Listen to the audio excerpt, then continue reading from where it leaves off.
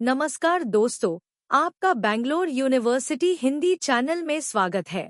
आज हम दीपदान एकांकी पर चर्चा करेंगे, जो फर्स्ट सेमेस्टर बीकॉम के पाठ्यक्रम का हिस्सा है। इसके महान लेखक राम कुमार वर्मा है और यह एकांकी गद्य पुष्प पुस्तक में शामिल है। चलिए इसे समझते हैं। दीपदान एकांकी का सारांश। दीपदान राम कुमार वर्मा द्वारा लिखित एक ऐतिहासिक एकांकी है, जिसमें 16वीं शताब्दी की चित्तौड़ दुर्ग की एक महत्वपूर्ण घटना को मर्मस्पर्शी ढंग से प्रस्तुत किया गया है। इसका कथानक ऐतिहासिक और लोकश्रुत है, जो वीरता और मातृत्व की गाथा को उजागर करता है। कहानी का केंद्र पन्ना धाय है, जो कुंवर उदय सिंह की रक्षा करने के लिए अपने पुत्र चंदन का बलिदान देती है। कथा इस प्रकार है कि बनवीर, जो महाराणा सांगा के भाई का पुत्र है, कुंवर उदय सिंह को मारकर चित्तौड़ के राज सिंहासन पर अधिकार करना चाहता है। पन्ना धाय, जो कुंवर उदय सिंह की देखभाल करती है, को जब इस बात का पता चलता है, तो वह वीरतापूर्वक निर्णय लेती है कि वह अपने पुत्र चांदन को कुंवर की जगह सुला देगी। कुंवर उदय सिंह का चरित्र शौर्य और साहस का प्रतीक है, जबकि पन्ना अपने मातृत्व और कर्तव्य के बीच संघर्ष करती दिखाई देती है। उसका बलिदान और वीरता इस एकांकी का सबसे मार्मिक और महत्वपूर्ण पहलू है। वह न केवल एक धाय माँ की भूमिका निभाती है, बल्कि एक योद्धा और राष्ट्र रक्षिका भी है। बनवीर की क्रूरता का चरम तब सामने आता है जब वह कुंवर को मारने के लिए आता है, लेकिन पन्ना अपने पुत्र को कुंवर के स्थान पर सुलाकर उसे धोखा देती है। बनवीर बिना पहचान किए चंदन को मार डालता है और इस प्रकार पन्ना अपने पुत्र का बलिदान देकर राजवंश की रक्षा करती है। इस एकांकी में भाषा अत्यंत भावपूर्ण और काव्यात्मक है, जो भावनाओं को गहराई से व्यक्त करती है। संवाद पात्रों के चरित्र और घटनाओं के अनुकूल है।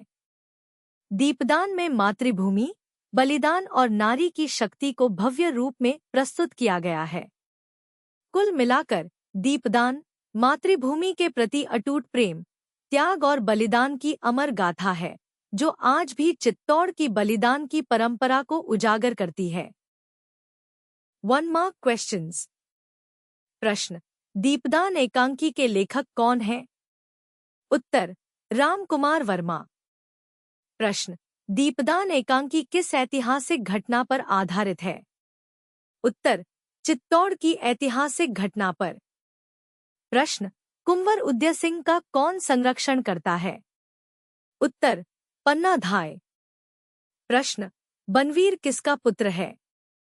उत्तर: महाराणा सांगा के भाई पृथ्वीराज का। प्रश्न: पन्ना किसका बलिदान देती है? उत्तर: अपने पुत्र चंदन का। प्रश्न: कुंवर उदय सिंह की उम्र कितनी थी? उत्तर: 14 वर्ष। प्रश्न: पन्ना का पुत्र कौन था? उत्तर: चंदन। प्रश्न: दीपदान एकांकी में बनवीर का क्या उद्देश्य था? उत्तर: कुंवर उदय सिंह को मारकर राज्य पर अधिकार करना। प्रश्न: पन्ना ने किसके स्थान पर चंदन को सुलाया? उत्तर: कुंवर उदय सिंह के स्थान पर। प्रश्न: पन्ना की उम्र कितनी थी? उत्तर: 30 वर्ष। प्रश्न: बनवीर ने किसकी हत्या की? उत्तर: महाराणा विक्रमादित्य की। प्रश्न: सोना कौन थी? उत्तर: रावल स्वरूप सिंह की बेटी। प्रश्न: एकांकी में पन्ना धाय किसका प्रतीक मानी जाती है? उत्तर: मातृत्व और वीरता का। प्रश्न: दीपदान में मुख्य घटनास्थल कौन सा है? उत्तर: कुंवर उदय सिंह का कक्ष। प्रश्न: दीपदान का साहित्यिक रूप क्या है? उत्तर: एक ऐतिहासिक एकांकी। प्रश्न: पन्ना ने किस देवी का ध्यान किया? उत्तर: तुलजा भवानी का। प्रश्न: बनवीर के राज में किस प्रकार की व्यवस्था थी? उत्तर: अत्याचारी और क्रूर शासन। प्रश्न: पन्ना किसकी रक्षा करने के लिए अपने पुत्र का बलिदान देती है? उत्तर कुंवर उदय सिंह की। प्रश्न, एकांकी में पन्ना का बलिदान किस प्रकार का था? उत्तर, मातृभूमि और राजवंश की रक्षा के लिए। प्रश्न, दीपदान में किस प्रकार की भाषा का प्रयोग किया गया है? उत्तर, भावपूर्ण और काव्यात्मक। दीपदान, एकांकी के संदर्भ के साथ व्याख्या और विशेषताएं। 1.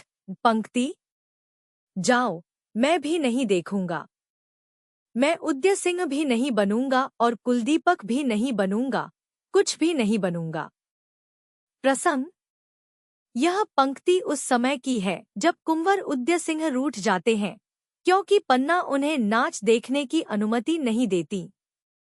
उदय सिंह इस पर नाखुश होते हैं और अपनी मां से नाराज होकर यह कहते हैं। संदर्भ, यह पंक्ति दीपदान एकांकी के उस दृश्य से ली गई है जब उदय सिंह अपने नृत्य देखने की जिद में पन्ना से रूठ जाते हैं। यह दृश्य कुंवर उदय सिंह के बालपन और पन्ना के प्रति उनके प्रेम और नाराजगी को दर्शाता है। व्याख्या, इस पंक्ति में कुंवर उदय सिंह अपने बाल सुलभ स्वभाव में अपनी मां से नाराज होकर कहते हैं कि वह कुछ भी नहीं बनना चाहते, न ही उदय सिंह और न ही कुलदीपक। यह उदय सिंह की नासमझी और बचपने को दर्शाता है। पन्ना उन्हें चित्तौड़ के भविष्य का दीपक मानती हैं, लेकिन उदय सिंह इस समय केवल अपने बचपन के आनंद में हैं और नाच देखने की जिद पर अड़े हैं। पन्ना की नसीहत और कुंवर की मासूम नाराजगी के बीच यह संवाद गहरे भावनात्मक स्तर को छूता है। विशेषता, इस संवाद में उदय सिंह की मासूमियत और पन्ना की जिम्मेदारी का द्वंद्व स्पष्ट होता है। नाटककार ने इस संवाद के माध्यम से बाल मनोविज्ञान और माता पुत्र के रिश्ते को बहुत ही संवेदनशील तरीके से चित्रित किया है। यह संवाद नाटक के भावनात्मक प्रभाव को और गहरा करता है। 2. पंक्ति, रूठने से राजवंश नहीं चलते, जाओ विश्राम करो।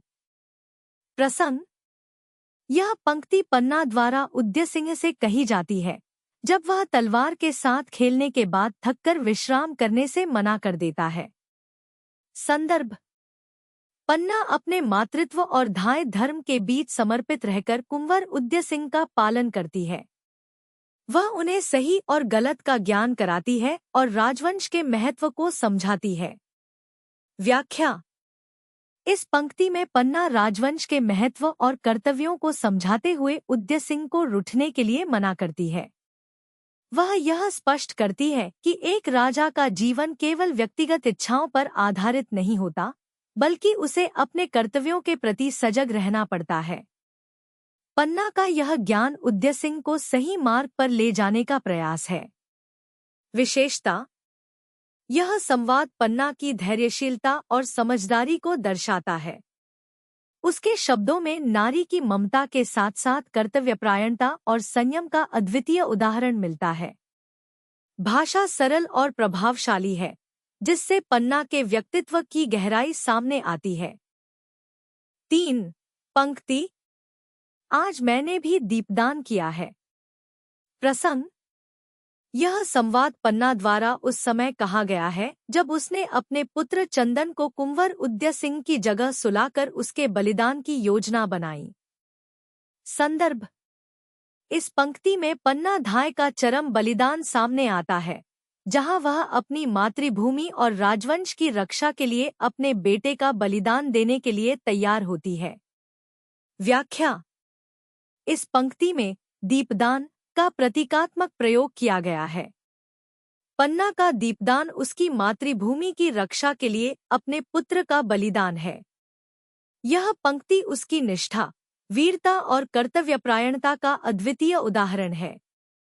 वह अपने व्यक्तिगत दुख को परे रखकर राष्ट्रहित को सर्वोपरि मानती है। विशेषता, यह संवाद पन्ना के चरित्र की महानता को उजागर करता है। भाषा में गहन भावनात्मकता और त्याग का चित्रण है।